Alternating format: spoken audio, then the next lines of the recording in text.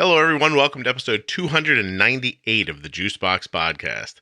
On today's show, you're going to be hearing from Shelby, an adult with type 1 diabetes who also has a child with type 1.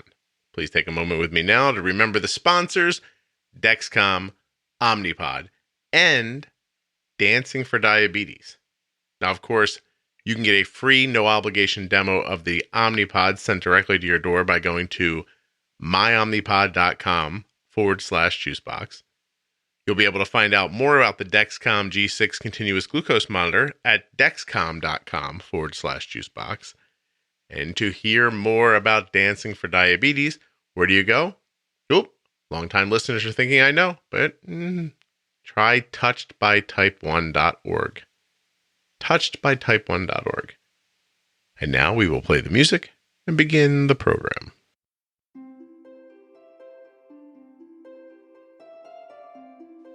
All right, I just got back from the dentist, so I'm going to keep this short.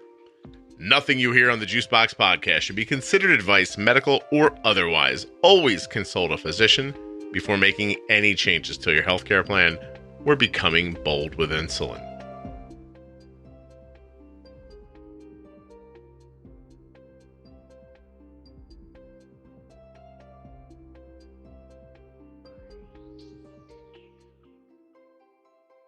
All right, my name is Shelby. I am a parent of a child with type 1 diabetes, and I also have type 1 diabetes myself, and I was diagnosed as an adult. So you were diagnosed when you were in your late 30s? I was 38, about to turn 39, yes. Okay, and how long ago was that? 11 years. Can you do the math? Well, sure I can, but I don't want to show off. You're 49. You got it. See? I'm pretty impressed. So excellent. So you're diagnosed 11 years ago, and I guess the first thing to dig into is what was the course of action? Like, how is it being diagnosed as an adult? What happened? All right. So I was actually trying to get pregnant with Caroline, and so was going through not a whole lot of fertility stuff, but still like really paying attention to the things you need to do to try and get pregnant. Mm-hmm. And every month I would not be pregnant, but I would notice these signs that I saw on like fertility groups online, like, oh, super thirsty, peeing a lot, and so tired. Those are all signs of being newly pregnant, apparently. So I got really excited every time I was really thirsty or peeing a lot or super tired. And it never ended up that I was pregnant, and I just never thought anything about it. So, Shelby, can I ask you a question? Yes. When you were super excited at the signs that you thought you were pregnant, honestly, was it because you didn't have to try to get pregnant anymore? Yeah, kind of. Yeah, it's a lot of work, you know? Not that much fun. Okay, that's what I was thinking. Oh my God, this part's over. Excellent. I'm done for a while. I hope the men listening are really taking this to heart, because you really are just the person who brings home the food and makes all the babies look the same. So there you go. Okay, so you're online, you're looking at the forums. You're feeling like it might be that, but how long before, month after month, you're not pregnant, do you start thinking, I wonder what else this is? Yeah, so it was July. Well, I was teaching summer school, so I was working 8 to 12. I was coming home completely wiped out, taking like 3-hour naps in the afternoon. And I remember saying to my husband, why am I so tired? He said, well, you're working. I said, I'm only working a half a day, 4 days a week. Like, that shouldn't make me this tired. But I kept on, not thinking anything about it, was going to bed with 2 full glasses of water every single night and drinking them both in the middle of the night. And finally, it was about mid-August. I'm like, this is not right. There's something wrong. So I Googled, thirst, frequent urination, tired, and diabetes popped up. And I'm like, well, it can't be that. Yeah. No, it can't be that. It's got to be something different. So sure. I remember It was a Saturday. My primary care doctor had office hours Saturday, 8 to noon. So I said, hey, let's go to the doctor. I think something's going on. It could be diabetes, but it's probably not. I just want to go get checked out. Mm-hmm. So we go to the doctor, and I happen to know the nurse. She was a friend of mine, and she was like, oh, you've lost so much weight. I walked in. I hadn't thought anything about losing weight. She said, oh, my gosh, you've lost so much weight. I said, oh, I have? She goes, yeah, you look good. She says, what's the problem? I said, well, I'm really thirsty. I'm peeing all the time, and I'm tired. She goes, oh, you know what it is? I bet it's like honeymoon cystitis. I bet you just have a urinary tract infection, and, we'll get you straight. So let's pee in this cup and see what it is. So I'm thinking, great, that's easy. That's an easy fix. And did the urine sample, and she comes in the room. She goes, your glucose is very high. We're going to need to check you with a finger stick. And I'm like, okay. No clue what any of this even really meant. So you're still not connecting that to what you read online? No, no. And she's like, did a finger stick, and it was 365, something around there. And she said, you have diabetes. And I said, immediately I'm just sobbing in the office. I'm thinking, what in the world? I don't know anything about it. And and the first thing I said was, does this mean I can't try and get pregnant? And they were like, no, you're fine. You can still get pregnant. They just have to monitor you more. It's no big deal. But they diagnosed me right there with type 2, of course, right, because I was 38 years old. Yeah. So they gave me a shot of insulin in the arm, told me to take the metformin that they were going to prescribe to me, and come back in a couple days for lab work. Well, you should have known not to believe them, because 20 minutes earlier they told you you had a UTI. So you should have been like, you might not know what you're talking about.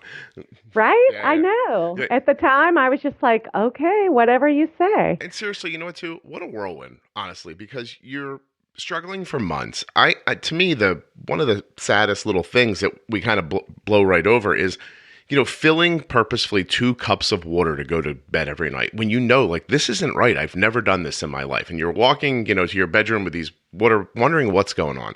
So you struggle all that time. You finally say to yourself, okay, I'm going to go to the doctor. You wander in, you're uncertain, probably worried about what's going to happen. And the first thing you do is you see somebody who looks at you and goes, oh my God, you look terrific. And you're like, oh, I do look terrific. This is amazing. Like, I am killing it. And then I just have a UTI. I'm going to take a pill once a day for 7 days. I'm going to feel better, and I'm going to be thin. Like, yeah, this is amazing. And then 5 seconds later, someone's yelling diabetes at you and type 2. They're getting your diagnosis wrong. And that all happens, in 20 minutes? Yeah, pretty much. Yeah, it is. It really is like somebody just grabbing you by the head and shaking you. It's horrible.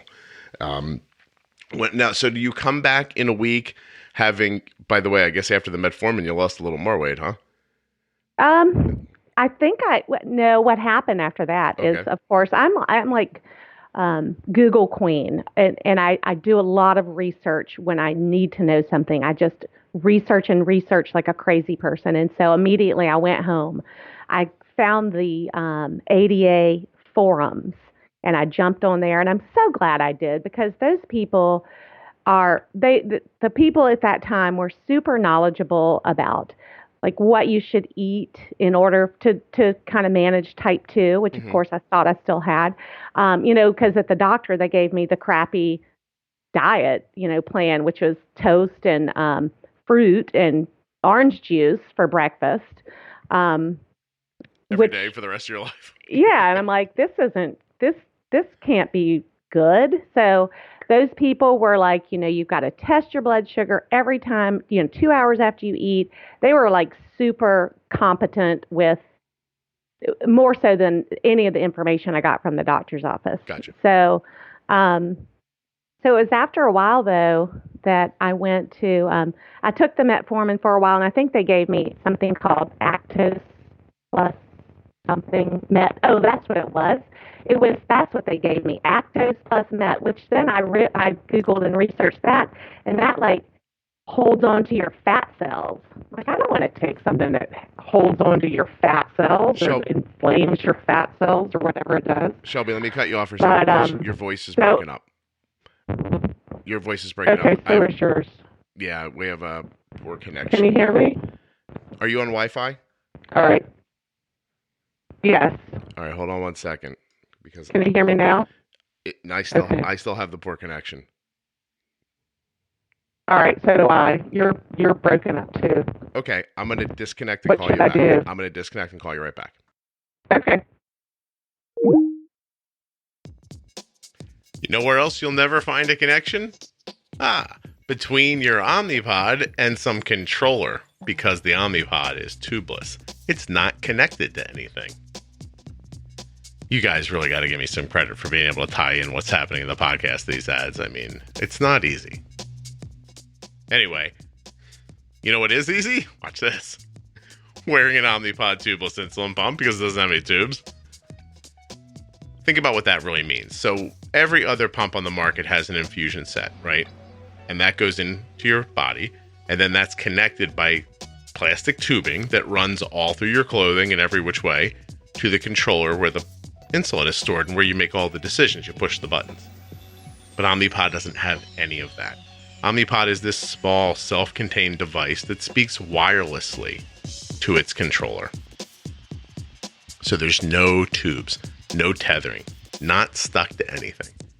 Now this may be hard for some of you to picture in your mind's eye. I get that, mainly because of my poor description. But luckily for you, you don't need my description to understand the Omnipod better, because Omnipod would be thrilled to send you an absolutely free, no obligation demo of the pod directly to you, right to your house, wherever you are, wherever you receive the mailings, you could get it right there. Just go to myomnipod.com/juicebox, fill out the tiniest bit of information about yourself, and Omnipod will get you the demo right to your door ASAP. And don't worry, if you can't remember the link, it's at juiceboxpodcast.com or right there in your podcast player's show notes. myomnipod.com/juicebox. Get your free, no obligation pod experience kit sent to you right now today. Last thing, don't forget that dancingfordiabetes.com is now touchedbytype1.org. Check out touchedbytype1.org. They gave you a medication called Actose Plus Met, and it was something that works alongside metformin, I guess, to lower your glucose levels. Okay. But when I researched it, there was part of the way it works is to like increase your fat cells or blow up your fat cells or do something. And I thought, I don't want to be on this. Not for you, yeah. So I just got thin. I know, right? I don't need any more fat cells. But they, the doctor, they scheduled me for the lab work. My A1C came back. It was like 9.9, I think. And then they scheduled me for an appointment at the dietitian and the certified diabetes educator. And they were great.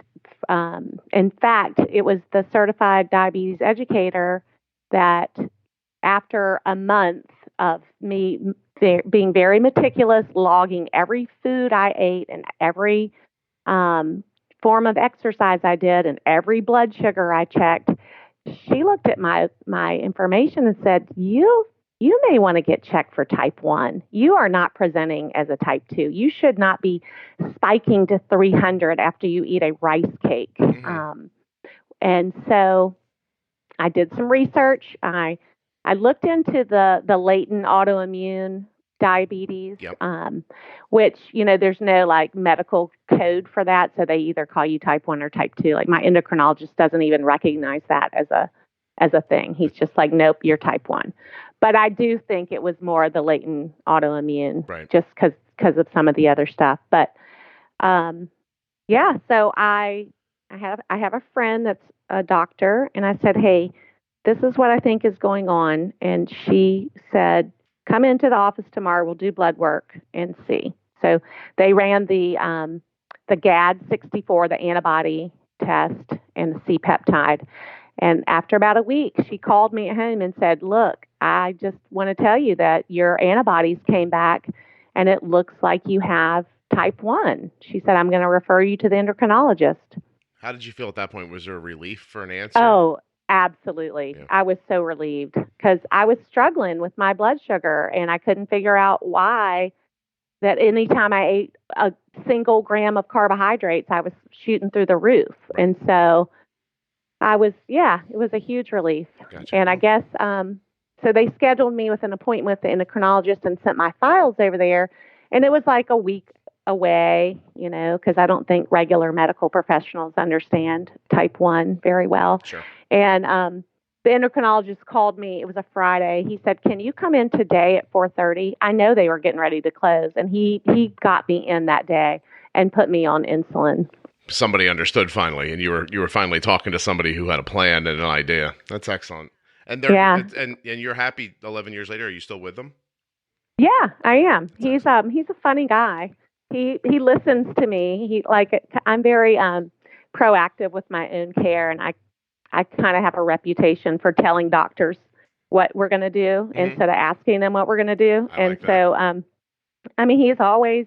He always listens. He always does whatever I want to do. So I like him pretty well. So now, without giving away too much, I guess, here to people about your location, I guess you're seen at the hospital where my daughter was diagnosed while we were on vacation, I'm thinking. That's where my daughter is. That's where your daughter was? Oh, okay. Mm-hmm. All right. Yep.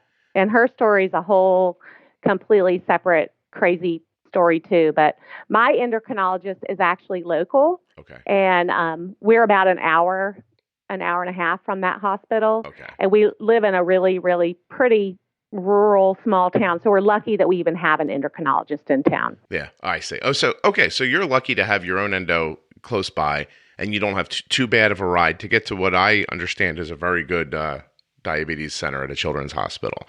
So, yes. Right. I was told back then that we were lucky to have been diagnosed there. Yep. Is Dr. Satin Smith still there? Do you know? She is. That is not who we see, but I do. We go to a diabetes, we went to a diabetes family camp last year, and she was one of the endocrinologists there. And we're going this coming weekend. I'm sure she'll be there as well. Well, you tell her I said hello, please. That poor woman took a phone call from me the first night we took Arden home from the doctor. From the hospital. I must have called her at 4:30 in the morning to say, is it okay if I give her this insulin? And I have to tell you, none of you know me personally, but for me to call you in the middle of the night was I sat there. It was turmoil for me, like deciding, do you call a person at this time of the night and wake them up? And I couldn't bring myself to give her the insulin. I couldn't bring myself to ignore that I thought she needed the insulin. And I had no idea how to make the decision on my own. And it was the first night we were out of the hospital. So she was very sweet because she did not call me names or yell at me when I called her at her home. She was really great, honestly. Yeah. I've heard good things about her. She's a well-respected endocrinologist in that practice. Yeah. Okay. So you're going along pretty well, I'm assuming. Let me get a feeling for what you do to manage. Are you pumping? Give a glucose monitor? How do you handle it? Right now, I've been pumping since really 3 months after I was diagnosed with type 1. Okay. At first, I was like, oh, I don't want to pump. That's weird, like to have a thing attached to me. But the more I thought about it, the more I was like, that's actually pretty cool that you can, it does all the math for you. I don't have to worry about counting how many units per carb and all this. I'm not very good at math. So that really was what appealed to me, I guess, at first. So I started with the Omnipod. It was pretty new at the time. Long time. Yeah, that's about when Arden started with it, actually. About 11 years ago. Yeah. I did that for about 5 years. And then I was on the T-Slim for another 5 years. And now I'm using the 670G. I was going to say, now you're on Medtronic because there's only 3 insulin pump companies left. I know. I had to try them all out. There just wasn't any other option unless you were like, and I went overseas and got this. Dana R, whatever. Yeah. So you're using their closed loop. Do you find it working for you? Yes, I love it. And Excellent. Caroline's been on it since she was newly diagnosed, and I just transitioned to it back in January. So it's been great for me. So you got to see her on it, so you could decide before you got to see somebody use it in your home, and then decide if you wanted to use it. Exactly. Well, and I was basically an expert by the time I got mine. So I was like, I don't need training. Thanks. I'm good. I know how to do this, and just give me the box. So I'm going to work backwards with your daughter's diagnosis, because we're going to just trust me for a second, I guess. All right. So how long ago was your daughter diagnosed? She was diagnosed Thanksgiving Day, 2017. Okay. Wow. Happy Thanksgiving. Yep. And guess what? We were on vacation at the beach. No. It just happens like that. Yeah. You want to see? May I just sidestep for a second? I try to talk my family into going away on the big holidays all the time. Like, imagine how much fun it would be to be on a beach on Christmas or something. I always say stuff like that, and everyone stares back at me blankly. I'm like, no, trust me. It's never going to happen in my lifetime. But I applaud your going away for Thanksgiving. I like that a lot. Yeah, we went away for Christmas this past Christmas. We were in the mountains. Oh, see, no one listens to me.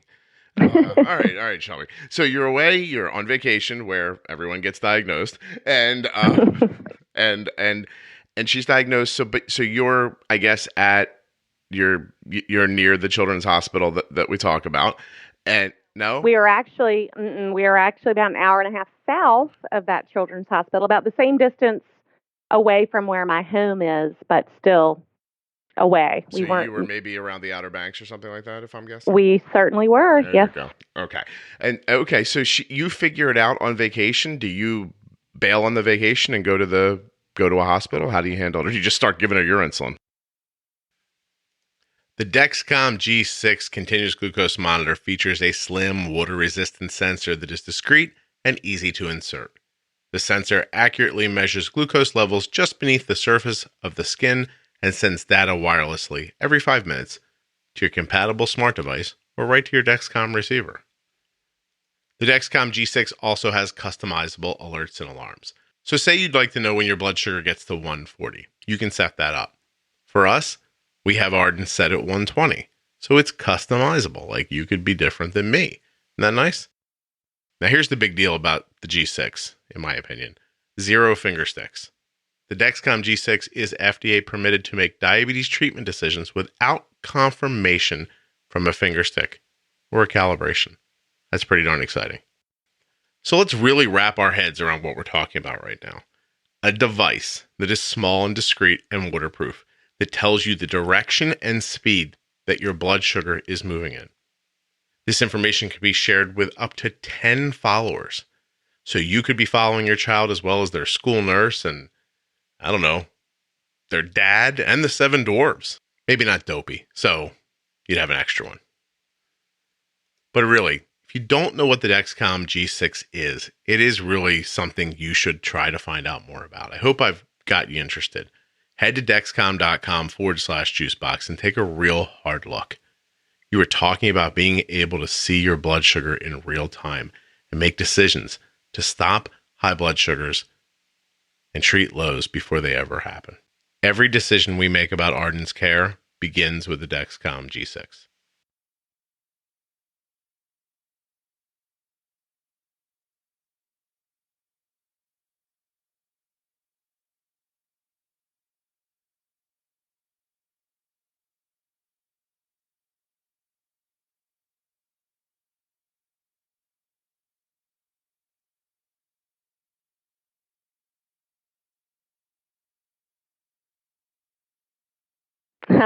Well, I could have, but here's what happened. This is the crazy story.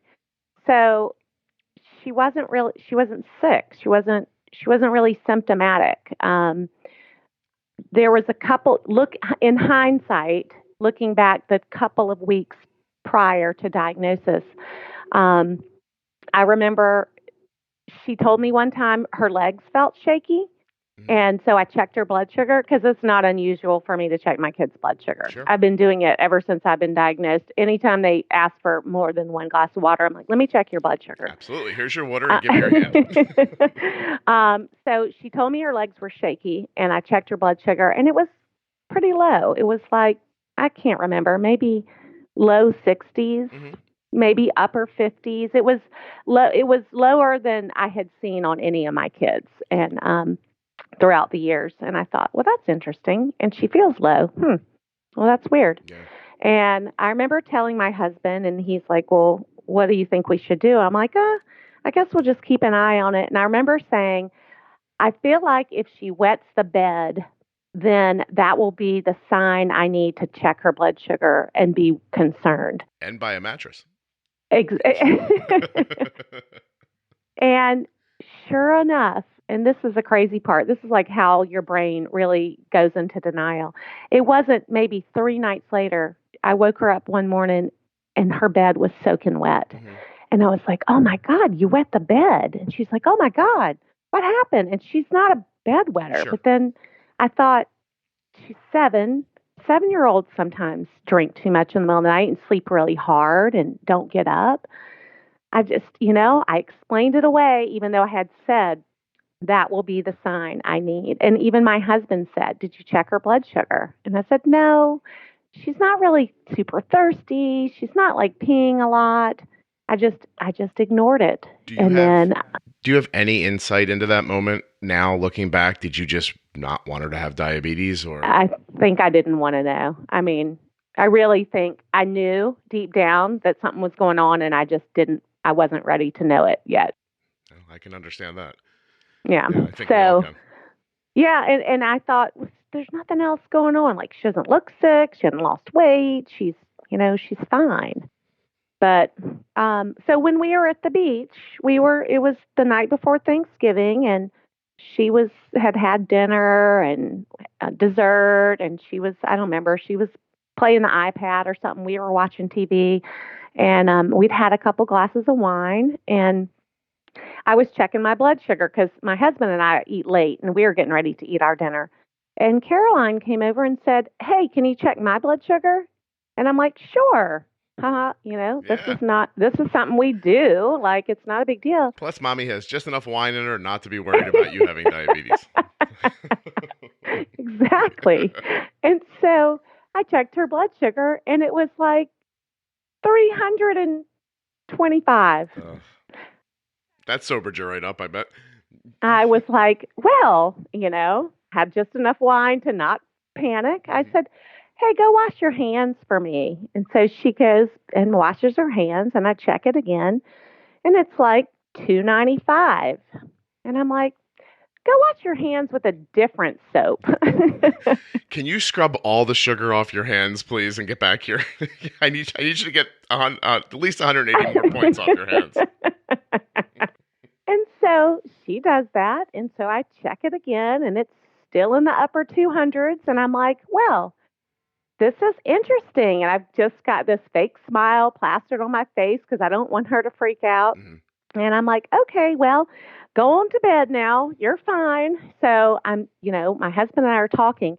We're in the Outer Banks. The hospital care there is not stellar. And he's like, should we take her to the emergency room? I'm like, well, number one, we've been drinking wine. We don't really need to be driving. Right. Number two, if we take her to the Outer Banks hospital, they're not going to know what to do with her. They're going to send us right to CHKD. Oops, I just gave away where we were, but that's okay. And it's not super dangerously high that I'm worried about her. She's not vomiting. She's not showing signs that she's going into DKA. I said, I think we should just get up first thing in the morning and go. And so that's what we did. We went I checked her again before bed. She was down, she was coming down on her own. And we got up in the morning and drove her straight to the hospital, and they were funny. It's Thanksgiving Day, so they didn't have anyone there. The endocrinologist was a phone consult, but they did blood work. Her A1C was only like 6.5, I think.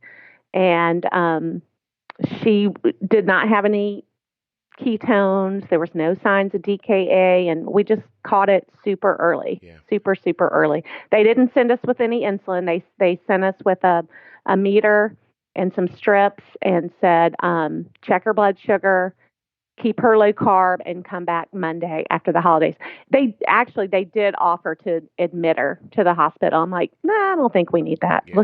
We're going to go finish our vacation and have our last weekend without being, having diabetes. And yeah. Well, you probably went into that hospital and said the same thing we did at that front desk. She's like, why are you here? And we said, our daughter has diabetes. And they said, and what's going on? I'm like, oh, no, you don't understand. We're diagnosing her. My daughter has diabetes, and now we need your help.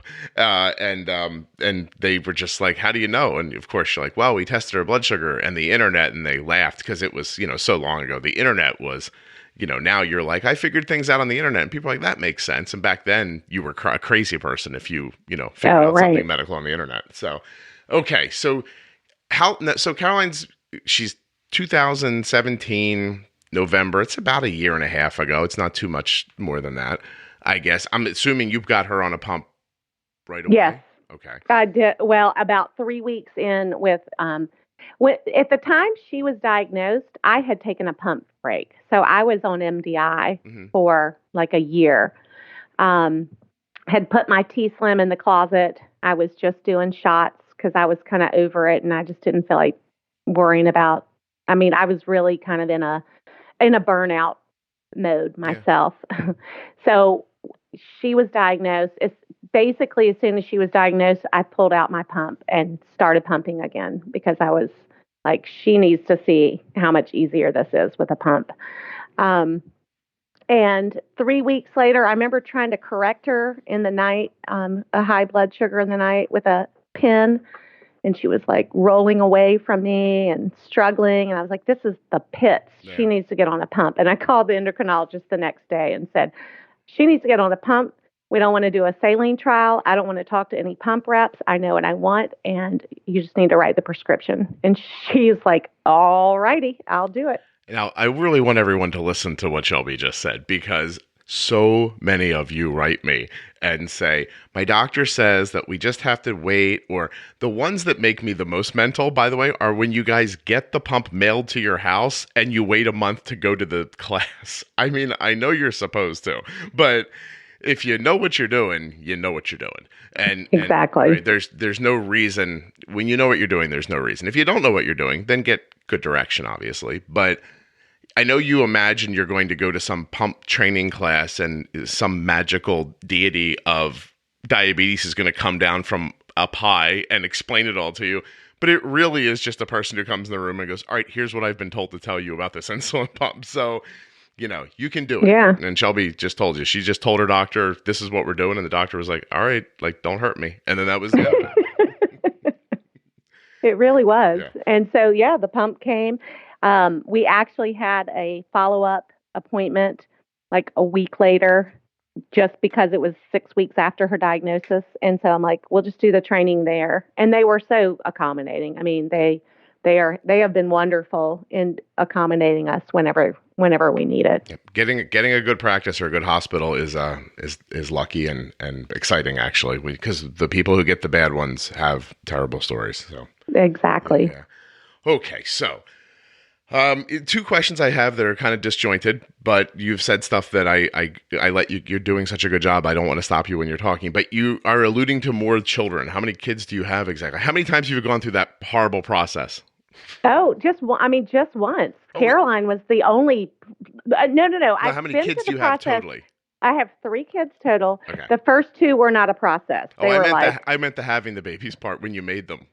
Oh yeah. 3 times. Okay. So you've put up with that 3 times, and now you have 3. What are their ages? I was wondering. I have a just turned 18-year-old who's headed to college in the fall. Congratulations. My daughter, my oldest, and then I have a son who is 16, and then Caroline is 9. 9. Wow. That's a nice. They're well spread out. You'll be able to afford to send them all to school. Oh my gosh. Wow. I mean, that's a whole nother story, is the whole college expense thing. that was eye-opening. Yeah. Oh, please. I'm dizzy standing here talking to you right now, thinking about the payment starting up again.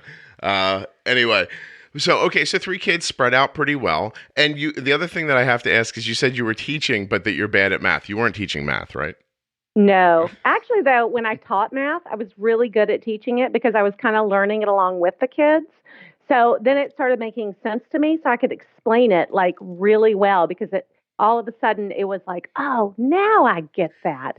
And then I could explain it really well. You just said something that is so disconcerting to people who don't know teachers and have children.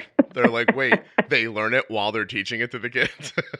Absolutely. Like so much of the time, I'm learning it right along with them. Okay. All right. So anyway, those of you who are sending your kids off to school thinking, oh, there's a grand deity that comes down from up high. And none of this works. We're all just people.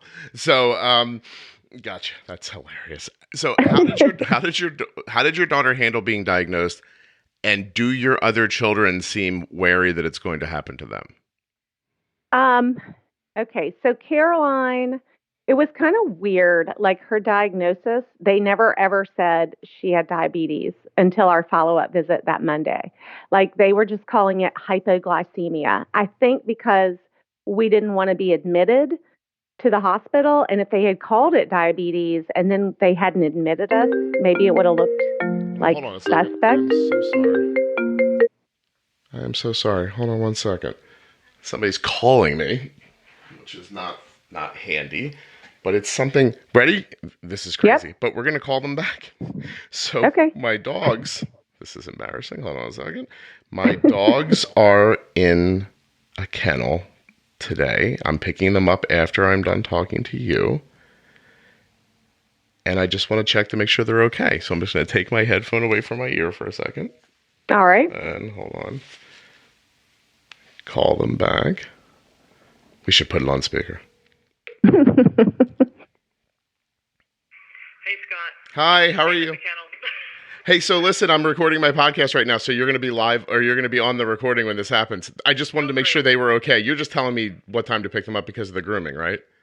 Well, that was what I was calling about. I have written down Monday, but in the computer it says Wednesday. So is it today? Yes, we're picking them up today. Okay, we'll have them ready for 12:30. You want me to be a little late? Just a little bit. Okay. Thank you so much. you. Hey, everybody. Great Bye. kennel in New Jersey. Windy Hills Kennel. There we go. All right. Bye-bye. Wonderful, thanks. Oh, you're welcome. Well, that was weird. Okay. Well, good news. I get a little extra time by myself. I'm so sorry. Where were we when that happened? Gosh, I'm the last person you need to ask that. I can never remember what I'm talking about. Oh, maybe how Caroline handled it. Oh, Yes. Yeah, I know now. So they never called it diabetes in the emergency room. Okay. They just said hypoglycemia and call us back Monday. And I knew, or I figured they were doing that because they didn't admit us. And it would look maybe unprofessional or... Oh, they know how to talk to the insurance company so they don't get in trouble and you don't get in trouble. Exactly. Right. So I don't think they wanted to say, oh, she has type 1 diabetes, but we just let her go after a couple hours. Gotcha. So when we did the follow-up, so we didn't really explain it to Caroline. I guess I was kind of waiting to make sure for 100% sure that this is what we were dealing with. Mm-hmm. We got to the appointment on Tuesday. We called Monday and they got us right in. And the nurse is checking her blood sugar and saying, so how's your diabetes going? And I'm like, ew, we don't call it that yet. Please don't scare my child. In my mind, you weren't going to be the one to tell her. But do you think, have you spoken to her since then? Did she know at that point? Or, she's only 9. She's probably just along for the ride, right? She kind of knew. Mm-hmm. She wasn't really sure what it all meant for her. But that same day, we were trained on how to do the pins, which I was like, I know how to do the pins, but train my husband because I don't feel like having to do that. Hold on, that's so funny. I don't need you to help me with this, but here's a list of things I don't want to have to tell that guy. So really, it was training for him and my daughter. So yeah, we did that, and that she was fine. She's been through her moments of I hate diabetes because it's really only when we're doing like a sensor change, and she doesn't like that particular aspect of it. But other than that, she doesn't care. Like, she just wears her pump around and says, how many carbs is this? How much should I put in my pump? And, we just go on. Well, she's been watching you do it for a very long time too. So, yeah. I also think that children, especially in a certain age, they don't want to do anything that they don't want to do at a certain time. And I know, switching your sensor out is obviously not as much fun as putting your clothes away or something like that. But, in that moment, if you said to your daughter, look, go upstairs and put your laundry away, she'd be like, I don't want to do that. They don't want to do what I don't want to do what I don't want to do. So it sucks. It does, but it sounds like she's going along really well. So now, you asked about my other kids. Yeah, I want to know about, do your other kids ever come up to you privately and are they like, hey, is this going to happen to me? No, it's more like me saying that to them. Like, y'all need to watch out. You might get it too. And I still check their blood sugar. So, here's something interesting. When Caroline was 1, and that's as old as you can, that's the first time you can be checked with the TrialNet study. Okay. I signed them all up for TrialNet and had their blood drawn, and they all came back negative for antibodies. So she didn't have any at that time.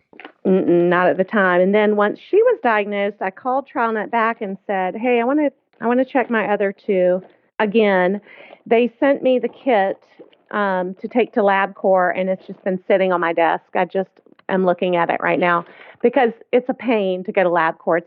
It's an hour and a half away from where we live, and trying to take 2 kids that are on completely different schedules and get them all together to go to Virginia to get a blood draw right. It's pretty impossible. Is your daughter is starting college in the fall? Is that the timeline? Right.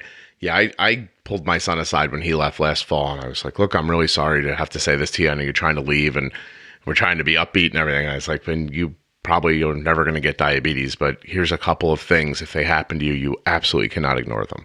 And, you need to tell us right away if, and I went through the signs and symptoms with him. And not that we hadn't talked about it prior, but I just all of a sudden felt this anxiety about him being somewhere else where he might just ignore it. And, exactly. Yeah, so anyway. Yeah. So they're aware, but the good thing is they are children. The older 2 are children from my first marriage. Mm-hmm. So, I mean, I don't know. It's not the same. It's not the same stew that made Caroline. I hear you. Right. Yep. Man, it might be different. That's interesting. That's the good thing. You were like the good. And I mean, how many other times in your life have you thought that? Probably never, right? Exactly. At least I didn't make them with what's his names, Gene. Yeah, exactly. I was trying to figure out what I could say. There's so many times I remember that kids listen with their parents, and I'm like, just not even cursing. I don't even want to allude to things. But anyway, obviously the other guys got better stuff. So as far as that goes, or not, who would even know? We know. I mean, we assume. We don't know. I was an adult when I was diagnosed, so exactly. Hey, so how about that in your bloodline? Any other type 1 or endo issues? Well, I was adopted as an infant, so I have no medical. Gotcha. I'm adopted too, so we're in the same boat. I was at a doctor's office the other day, and he starts asking me a bunch of questions. I just put my hands up because I didn't want to talk over him, and he looked at me and he's like, "What?" And I went, "I'm adopted. You can skip over that whole part."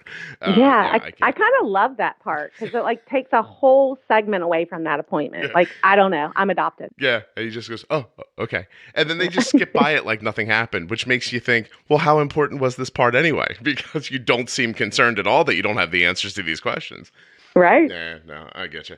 Okay, so you guys are managing along. I'd like to, in the last kind of 15 minutes here, talk a little bit about day-to-day stuff. So my first thought is, do you manage the same now personally that you did prior to Caroline's diagnosis, or did her diagnosis turn you into, I want to be a role model situation? What situation did you find yourself in? Absolutely. It turned me into, I want to be a role model, and I want to start taking better care of myself diabetes wise, because I need her to see that that's important. So I definitely, like I said, I put my pump back on. I started checking my blood sugar more regularly. And, but it's hard because I'm so caught up in her diagnosis and her diabetes and wanting to make sure that she's like as perfectly taken care of as she can be, that I sometimes forget about myself, you know? Well, you can't leave her with that husband by himself, so you're gonna have to do better for yourself.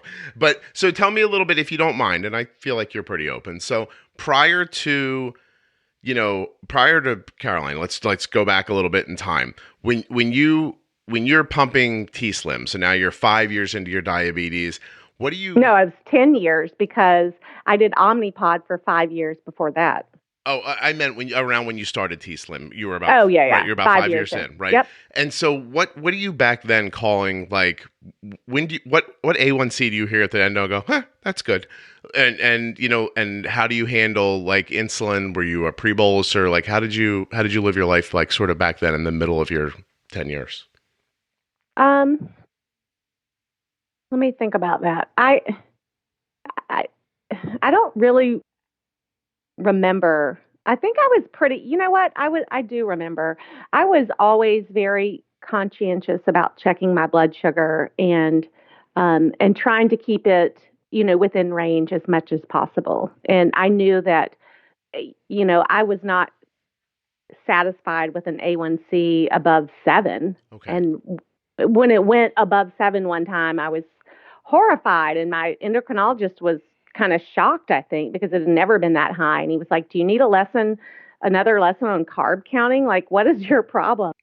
But I got myself back together and got it back down. It's so interesting that carb counting is what popped up into their head. Like, you must have forgotten how to count carbs.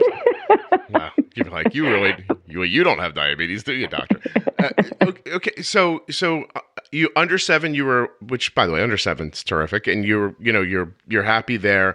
Were you a pre-boluser? Were you a count at needed, or how did you handle then? I mean, I was not really a pre-boluser because I forget. Like, I'm terrible I still struggle with that. And that pre-bolusing is really good when you're on the Medtronic 670G, and I still forget. Like, I'm good at pre-bolusing Caroline, but I always forget to pre-bolus myself. So I'm not so good at that. I've always never been afraid of insulin. So taking too much insulin does not freak me out. Okay. So you've been aggressive most of your time. And that translated to Caroline when you started with her, or did you get scared then?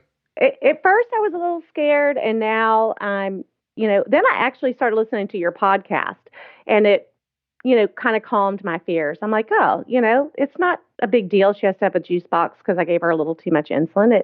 And typically that doesn't happen. Typically giving a little more insulin is what keeps her in range. I find that it's usually more than you think almost every time. Yeah. Yep. Right. So, and you get caught in such a loop when you underestimate. And that loop could go on for hours. That could roll into days. That rolls into weeks. It rolls into months and years, where you're just always, and just, think about it. Going back with a little kid, 9 years old, another half, another 3/4, another unit could have made, all the difference in the world. And for adults too, I know it's tougher for adults. I hear them talking when it's like, you want me to be more aggressive. It's a lot more insulin. It's not a unit or two. I'm a 200-pound human being. It's 30 more units, or something like that. But still, I think being more aggressive is the way to get your answers about what you need and what you don't need. And not overcorrecting a low. That is the worst. I see on these Facebook groups that I'm members of, and the people are posting their Dexcom roller coasters, and they're like 400 and then 40 and then 400 and then 40. I'm like, stop correcting with 500 grams of carbs. Yeah, that's a brisket and potatoes. Try 4 gummy bears. See what happens. Why does it have to be the whole package of gummy bears? And I get that they get hungry in that when you're getting low, but to your point again, like, how many times does that have to happen to you before you say, all right, I ate all the gummy bears. Maybe next time I'll try eating half of them and see what happens. And some people will tell you it's fear.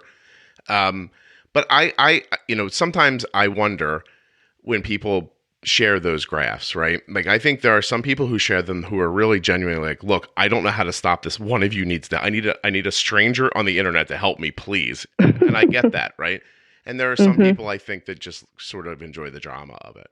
I so agree. Yeah. I think that is a huge part of it. And then they follow up with, I just hate this disease. Yeah. And I'm just like, it's just not like, just, not helpful. I don't know. Not helpful. No. Yeah. Let's do something helpful. That's what I'm about. Seriously, that's whole podcast is about. I'm like, let's just do something positive and try to get to a better situation. Like, let's stop looking at the same thing over and over again and just yelling, oh, well, that's just diabetes. There's nothing I can do about it. And there is, so you have been aggressive and she's doing well. Would you share Caroline's A1C, like her latest one? How's she doing? Yeah, she was 6.3 at her last visit. Well, let's see, she was 6.5 when she was diagnosed, and I think she went up to like 7, when we were still kind of honeymooning and figuring it out. And then she came back down to 6.7 when she first got on the pump, and I was really excited.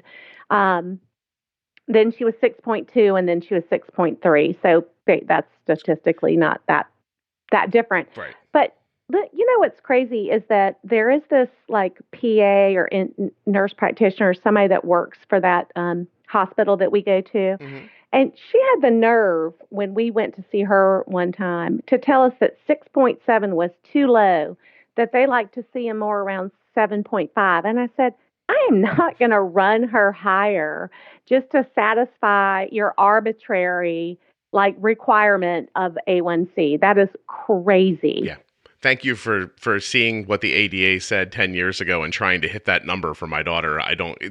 That number is set out when they're trying to help people who have much higher A1Cs, say to them, look, hey, wouldn't 7.5 be way better? In what world does it make sense to pull you or, by the way, anyone else aside? And your story of that is echoed so many times in my inbox. People who go in, they're like, look, we did it. We figured it out. No crazy variability, no lows, no highs, and we've got a 6.5, and then they get yelled at. It's crazy. Yep. It's just another example of them not understanding. That's all.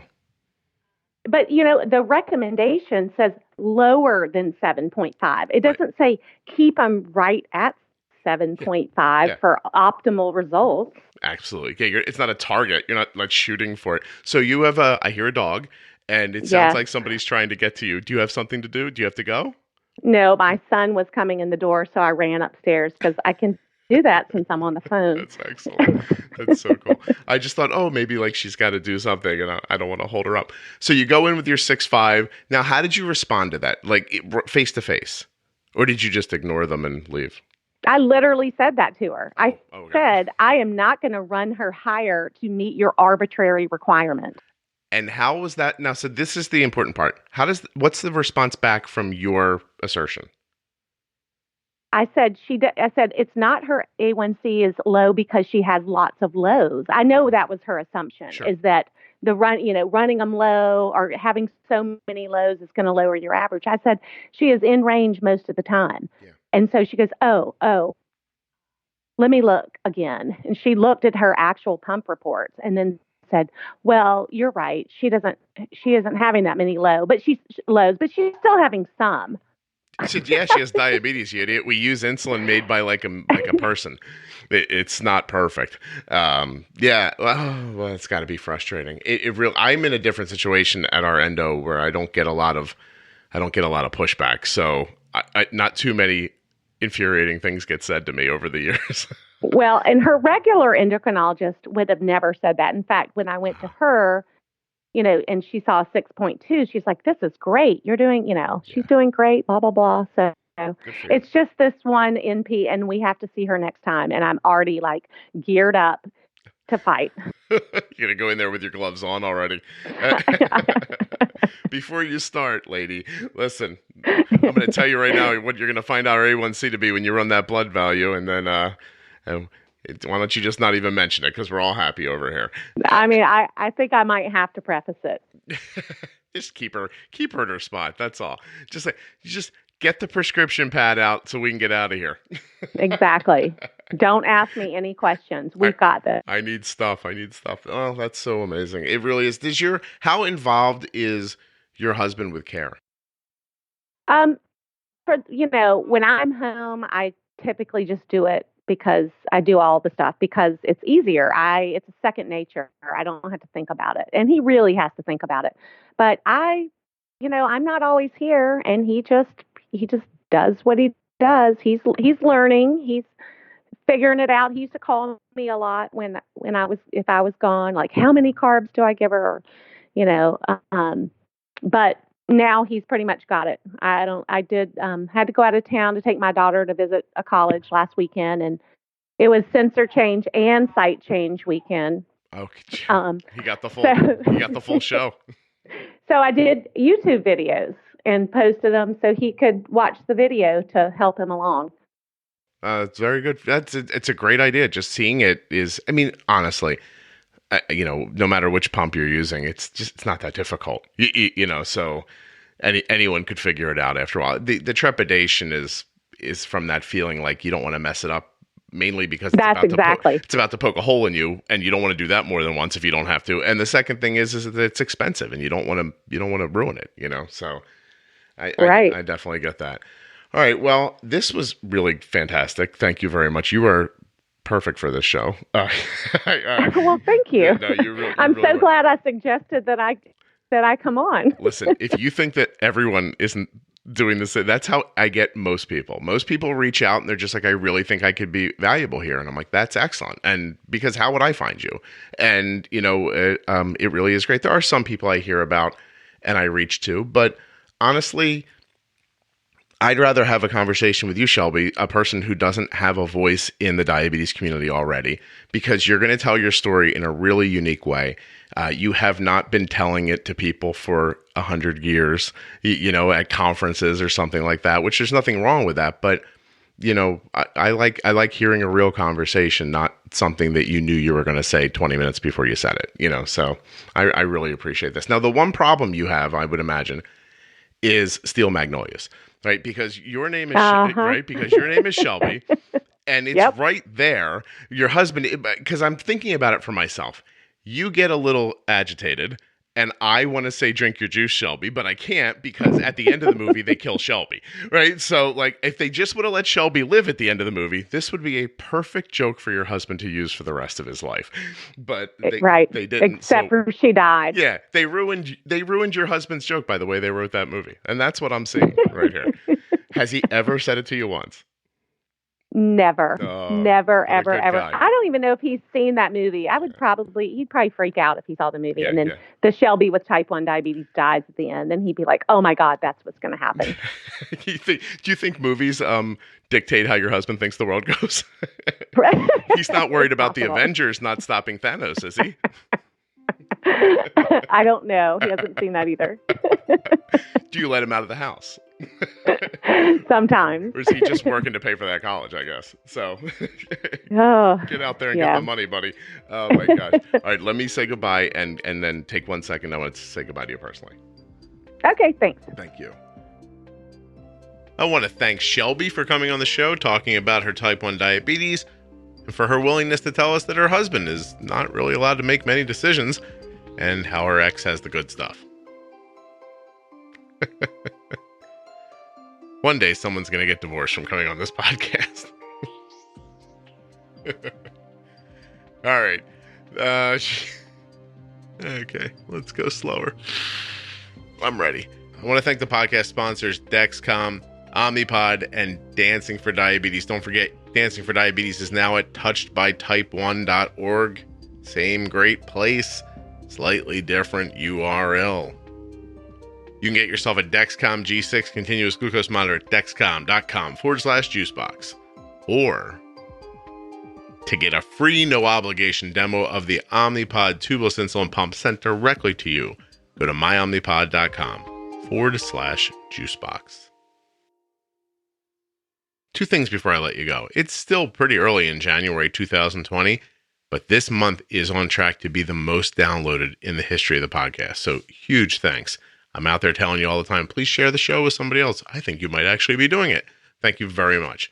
Last thing, I just got a really great review from one of you, and I want to thank you directly for it. So whoever Ellie Mental is, please know that your review that you left on Apple Podcasts really just made me feel terrific. It really made me feel like what I'm trying to do is happening. I won't read the whole thing to you because it would seem like I was just tooting my own horn, which I am not. I'm pointing out that she said, I'm assuming Ellie is a woman, that the podcast is challenging to the status quo. That was just heartwarming to me. There was other nice stuff in there too, but that part really made me feel good. So Ellie Mental, you made my day. And I want to thank you for leaving the review. And thanks to all of you who have just left a ton of great reviews. I've seen a lot of new ones recently, and they all are very meaningful to me. Please don't think otherwise. That one just really just got me right there. I really enjoyed it. Okay, I will see you on Friday with a new show. Sound right? All right, it's a date.